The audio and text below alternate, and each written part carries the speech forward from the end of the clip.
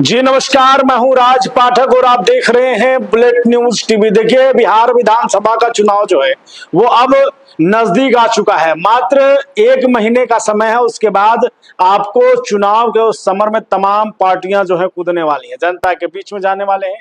चाहे एनडीए हो, महागठबंधन हो, सभी अब जनता के फैसले का जो है वो इंतजार करेंगे। जनता फैसला सुनाने वाली है, लेकिन उससे पहले सीटों के बंटवारा को लेकर के घमासान छिड़ा हुआ है। देखिए, एक तरफ जहां महागठबंधन में भी कई दल हैं, वहीं एनडीए में भी हैं, लेकिन आज जो चर्चा हम करने वाले हैं वो शख्स की करने वाले हैं जिस पर अभी भी सस्पेंस बरकरार है। अब उन्हें उसे लेकर के कोई सोच ही नहीं रहा है कि आखिरकार वो नेता जो हैं वो किधर जाएंगे।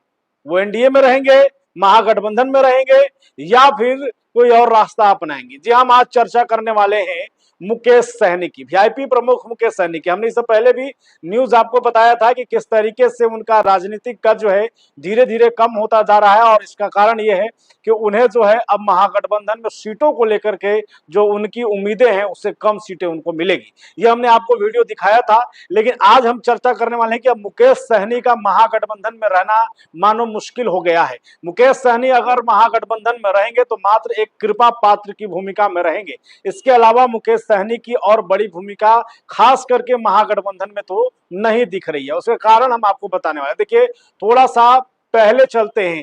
तेज प्रताप यादव, लालू प्रसाद यादव के बड़े बेटे, जिन्हें पार्टी से निकाला जाता है, परिवार से बेदखल किया जाता है, लेकिन उसके बावजूद तेज प्रताप यादव न तो एनडीए की तरफ जाते हैं और न ही राजद या महागठबंधन के खिलाफ में कुछ बोलते हैं। लेकिन हाँ, वो कई मामले में राजद के कुछ नेताओं को लेकर के बयानबाजी दे रहे हैं, और सिर्फ बयानबाजी नहीं दे रहे हैं, कहीं ना कहीं महागठबंधन के कुछ नेताओं पर निशाना भी साध रहे हैं। देखिए, तेज प्रताप यादव ने महुआ विधानसभा सीट से चुनाव लड़ने का तो ऐलान किया ही, और वो सीट पर राजद के विधायक का कब्जा है। मानिए कि अब राजद का एक सीट कम करने की तैयारी में खुद तेज प्रताप यादव है। वो कह रहे हैं कि अगर हमें टिकट नहीं मिला या पार्टी हमें समर्थन नहीं देती है तो फिर ये मान के चलिए कि वहां पर राजद चुनाव हारेगी, जनता ये करेगी। लेकिन अब तेज प्रताप यादव यही नहीं रुकते हैं, अब वो मुकेश सहनी के लिए एक बड़ा रोड़ा बनते दिख रहे हैं।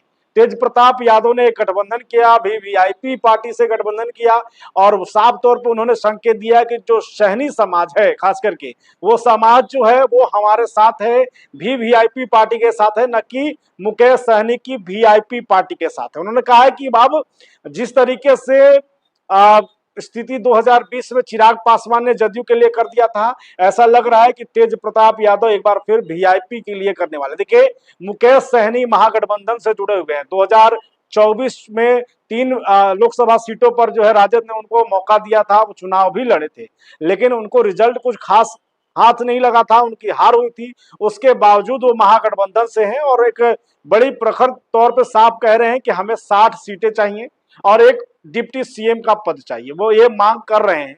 अब ऐसे में अब तेजस्वी यादव के लिए मुसीबत ये हो गई है कि मुकेश सहनी को वोट देंगे तो उनके जो बड़े भाई हैं तेज प्रताप यादव, खुद तो बगावत करने पर तैयार हैं ही, खुद तो महुआ से लड़ने को लेकर के तैयार हैं ही, लेकिन अब वो भी वीआईपी पार्टी को लेकर के सामने आ गए हैं। और वो अगर मुकेश सहनी के खिलाफ चुनाव लड़ जाते हैं, उनके खिलाफ में अगर कैंडिडेट खड़ा कर देते हैं, तो मुकेश सहनी को मुश्किलों का सामना करना पड़ेगा। ये हम नहीं कर रहे हैं कि वो हार जाएंगे चुनाव, लेकिन जहां भी तेज प्रताप यादव अगर वीवीआईपी जो गठबंधन से जुड़े हैं उनके साथ में अगर कैंडिडेट उतारेंगे, खास करके सहनी समाज का कैंडिडेट उतारेंगे, तो ये मुकेश सहनी के लिए मुसीबत हो जाएगा। और इसके साथ ही महागठबंधन यानी तेजस्वी यादव का जो सपना है, या तमाम वो महागठबंधन के नेता जो तेजस्वी यादव को मुख्यमंत्री बनाने का सपना देख रहे हैं, वो सपना कमजोर होते दिखेगा।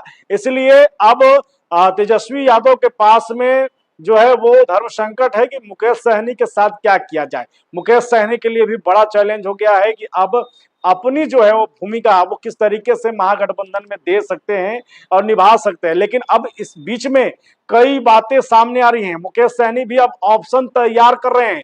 देखिए, 2020 में जब बीच प्रेस कॉन्फ्रेंस छोड़ करके तेजस्वी यादव का मुकेश सहनी निकले थे और एनडीए में गए थे, वहां पर चुनाव लड़ते हैं और 4 सीटें वो जीतते हैं।